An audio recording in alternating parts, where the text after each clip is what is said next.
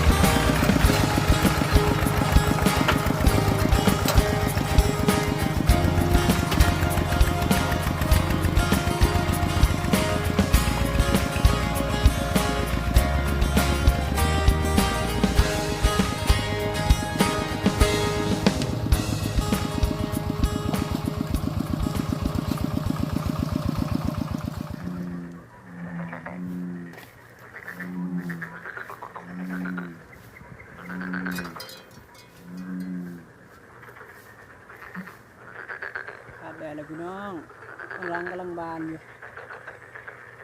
ว่า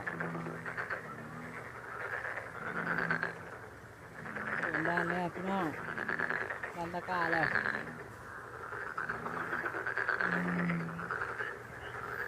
ขาดแดดบางอย่างนี่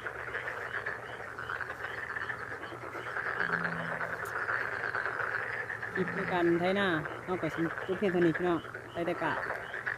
ได้เห็นกะฝากกดไลค์กดแชร์ด้วยพี่น้องเด้อติดตามทั้งเพื่อนเพจและ YouTube ว่าเป็นงานครั้งแรกในชีวิตบ๊ายบาย